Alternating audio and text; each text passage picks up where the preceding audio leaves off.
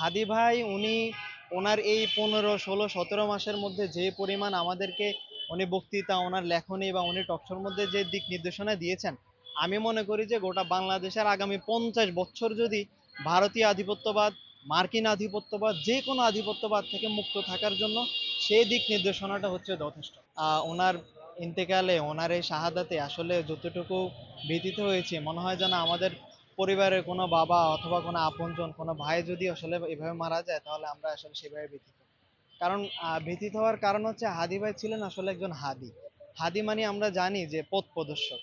হাদি ভাই ওনার এই 15, 16, 17 মাসের মধ্যে যে পরিমাণ আমাদেরকে উনি বক্তৃতা, ওনার লেখনী বা উনি টকশোর মধ্যে যে দিক নির্দেশনা দিয়েছেন, আমি মনে করি যে গোটা বাংলাদেশের আগামী 50 বছর যদি ভারতীয় আধিপত্যবাদ, মার্কিন আধিপত্যবাদ, যে কোনো আধিপত্যবাদ থেকে মুক্ত থাকার জন্য সেই দিক নির্দেশনাটা হচ্ছে যথেষ্ট।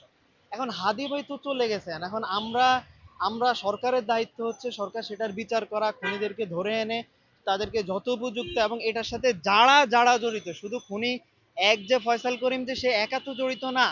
সে যখন মামলা থেকে খারেজ হয়ে গেল, তো সে মামলা থেকে খারেজ হয়ে গেছে মানে সে জামিন নিয়ে বের হয়েছে মানে সব ধরনের ডিটেলস গোয়েন্দা সংস্থার কাছে আছে। সে যখন হাদি ভাইয়ের সাথে ঘুরে ফিরে বেড়ায়, গোয়েন্দা সংস্থা কি দেখে না যে হাদি ভাইয়ের সাথে ঘুরতেছে ফয়সাল করিম, সে আদাবরের একজন ছাত্রলীগের সভাপতি, সে দেখে না? তার উচিত সে অবশ্যই গোয়েন্দা সংস্থা থেকে শুরু করে সিভিল প্রশাসন অনেক কিছু এটার সাথে জড়িত, যারা জড়িত সবাইকে ধরে এনে এটার বিচারের আওতায় আনা এক সরকারের দায়িত্ব। দ্বিতীয়ত হচ্ছে দ্বিতীয় হচ্ছে রাজনীতিবিদদের জন্য আমরা মনে করি হাদি ভাই একটা আদর্শ রেখে গেছেন। হাদি ভাই দেখিয়ে দিয়ে গেছেন, কেউ যদি জনতার রাজনীতি করে তার টাকা লাগবে না, জনতা তার কাছে তার পকেটে এনে টাকা ঢুকিয়ে দিয়ে যাবে। তৃতীয়ত হচ্ছে আমি মনে করি হাদি ভাই হওয়ার চেষ্টা করা, আমরা যতই হাদি ভাইয়ের জন্য আমরা শোক করি, আমরা যত কিছুই করি, কিন্তু হাদি ভাই তো আর ফিরে আসবে না। বাকি হাদি তৈরি হওয়ার সেই যে পদ্ধতি, সেটা আমি মনে করি হাদি ভাই কালচারাল সেন্টার করেছেন, উনি ইনকেলাব কালচারাল সেন্টারের জন্য সিলেবাস প্রণয়ন করেছেন। আমি চিটং ইউনিভার্সিটিতে পড়ি, সেখানে কমিটি গঠন হয়েছে, সেখানে উনি একটা সিলেবাস প্রণয়ন করেছেন।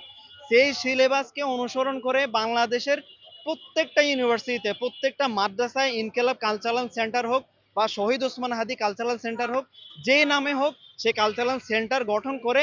হাদি ভাই তো আসমান থেকে এসে পড়েন নাই, হাদি ভাই পড়াশোনা করতে করতে করতে করতে তানার সেই বোঝাপড়া তৈরি হয়েছে, উনি বক্তৃতা দিতেই তোনার সেই প্র্যাকটিসিং তৈরি হয়েছে যে উনি বক্তৃতা দিলে আগুন ধরে যায়। সেই পথে আগানো, সেই পথে সেই সিলেবাস ফলো করে সেভাবে হাদি হয়ে ওঠার চেষ্টা করা। বাংলাদেশে এক হাদি চলে গেছে, আমরা যদি 1 লক্ষ হাদি হই, তাহলে বাংলাদেশ অচিরেই ভারতীয় আধিপত্যবাদ, মার্কিন আধিপত্যবাদ, চাইনিজ আধিপত্যবাদ, যে কোনো আধিপত্যবাদ থেকে বাংলাদেশ মুক্ত হতে হবে এবং মুক্ত হতে পারবে। এবং সে মুক্ত হওয়ার জন্য যে যাবতীয় দিক নির্দেশনা, সেটা হাদি ভাই দিয়ে গেছেন, এই জন্যই তিনি হাদি। আমি মনে করি সেটাকে আমাদের সকলের ফলো করা এবং সেভাবে চেষ্টা করা। আমি আহমদ আশফাকুল্লাহ, আরবি বিভাগ, চট্টগ্রাম বিশ্ববিদ্যালয়।